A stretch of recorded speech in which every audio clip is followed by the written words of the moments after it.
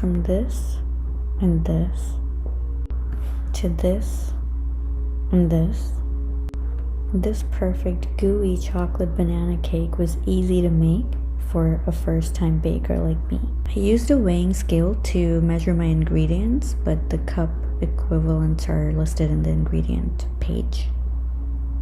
So I'm sifting about 300 grams of flour and adding 400 grams of sugar. Now I'm adding a teaspoon of salt and 100 grams of cocoa powder. I used Guittard. Then I take about 3.5 bananas, ripe, and this shows how important measuring is because the recipe calls for 400 grams from Pastry Living, which equal to 4 bananas. To this I added 4 eggs and 2 teaspoons of vanilla extract and oil and mixed it really well together until it was consistent.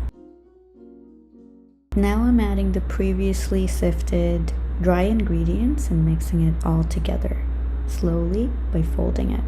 And you can see the banana chunks here, so you can really taste the banana in the cake. Now I'm adding hot water, not boiling but hot, and the amount is 1 cups and 2/3 cups. So I'm going to add it in batches and not all together and mix it well every time. Now I took 2 8-inch by 4-inch pans and adding the batter evenly.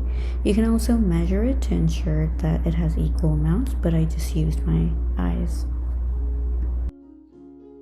I preheated an oven to 365 Fahrenheit and I'm going to bake these loaves for about 40 minutes or until a wooden skewer comes out clean.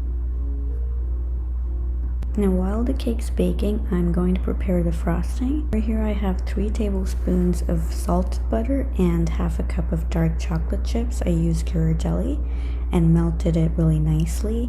The butter gives it a glossy finish.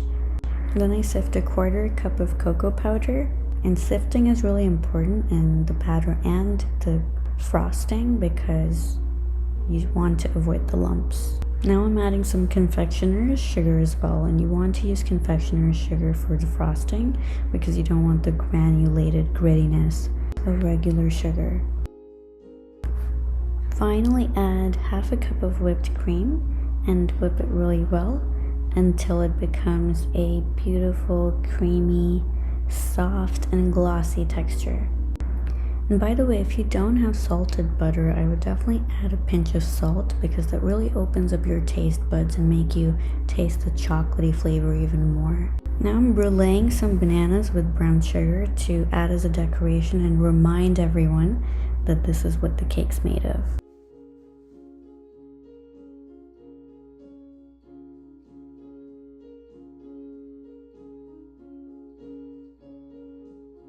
After 40 minutes, I am checking if the cake is cooked by inserting a knife and seeing if it comes out clean, and it did, so it's cooked.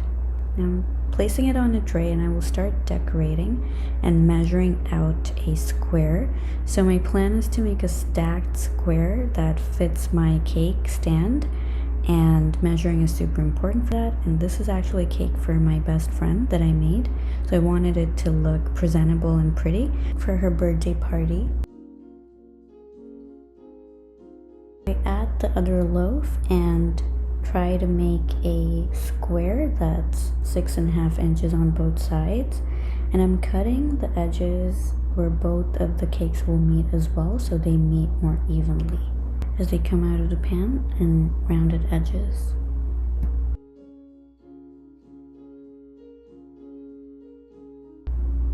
The best part about doing this much cake is we had so much leftover cake to eat later, and if it weren't for the birthday party, I definitely would have left it as loaves or cut it more like a pound cake. And you can see a slight unevenness in the 2 cakes, so next time I definitely measure how much batter I put in both loaves to make it completely level. Now I'm measuring the height to cut the cake in half to layer the cake with frosting in the middle as well. But before I do that, I'd like to cool the cake slightly in the fridge for 30 minutes. Now I've laid out some parchment paper on the cake stand to pull them out easily after the frosting's done and minimize cleanup. I'm also showing you all the struggles I had, like the parchment paper pulling out and adjusting, just so you see that it's not easy as a amateur baker to do such things. So take your time, do it calmly, allow enough time like I did not before the birthday party, and you will be fine.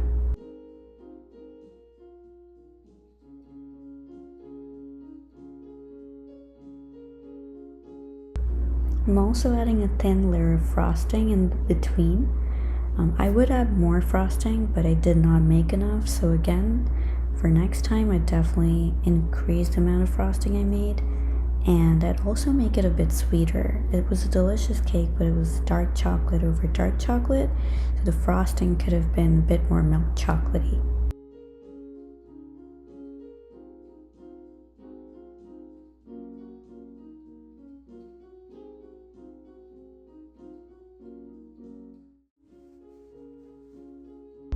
And you can see my struggle here with the frosting as well.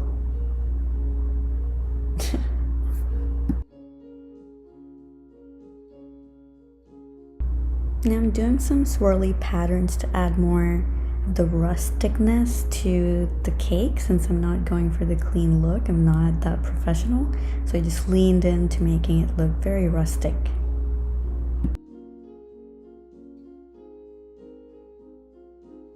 And then finally, for decoration, I'm adding the bruleed bananas and just reminding everyone that this is a chocolate banana cake. So the cake turned out beautiful, everyone liked it, and I hope you enjoyed my journey of baking this cake, including the struggles.